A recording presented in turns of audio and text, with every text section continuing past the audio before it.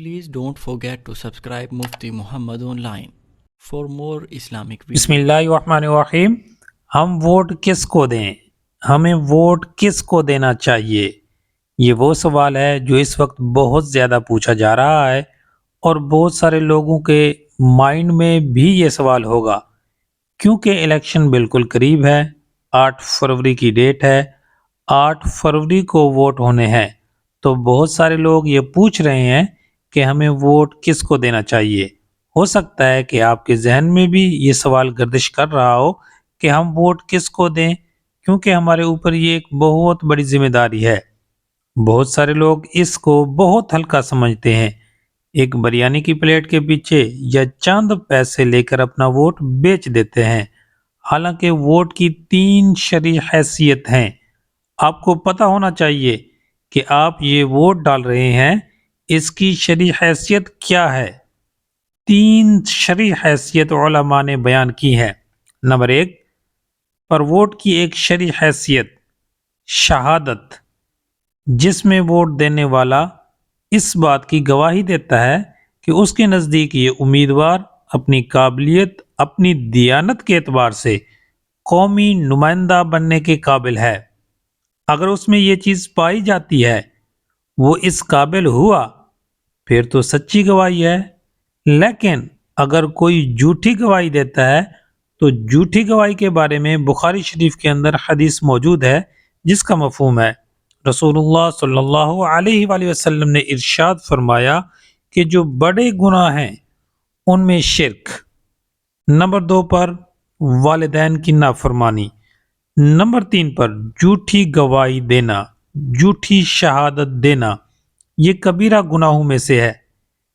تو نمبر 1 پر شہادت، نمبر 2 پر دوسری شرعی حیثیت سفارش، جس میں ووٹ دینے والا اس امیدوار کی سفارش کرتا ہے کہ اسے نمائندہ بنایا جائے۔ اگر وہ اچھے کام کرے گا، اس کے اچھی سفارش کی ہے، جس کی وہ سفارش کر رہا ہے وہ اس چیز کے قابل ہے۔ اگر اس نے اچھے کام کیے، کیونکہ قرآن پاک میں ہے، اللہ رب العالمین نے ارشاد فرمایا سورۃ النساء میں آیات نمبر 85 میں، اور جو شخص اچھی سفارش کرے گا تو نیک کاموں میں اس کا بھی حصہ ہوگا، اور جو بری سفارش کرے گا تو برے کاموں میں اس کا برابر کا حصہ ہوگا۔ یعنی اگر ووٹ جس کو آپ دے رہے ہیں وہ کسی عہدے پر بیٹھ کر اچھے کام کرتا ہے تو آپ کو بھی ثواب ملے گا، لیکن اگر آپ نے کوئی ایسا نمائندہ چنا جو عہدے پر آنے کے بعد برے کام کرتا ہے، اچھے کام نہیں کرتا، تو آپ بھی اس گناہ کے برابر کے حصے دار ہوں گے۔ ووٹ کی تیسری شرعی حیثیت وکالت، یعنی اپنا وکیل بناتا ہے، یہ وکیل ہے، نمائندہ ہے، میرا یہ ووٹ۔ تو ووٹ کی 3 شرعی حیثیت بیان کی گئی ہیں علماء نے۔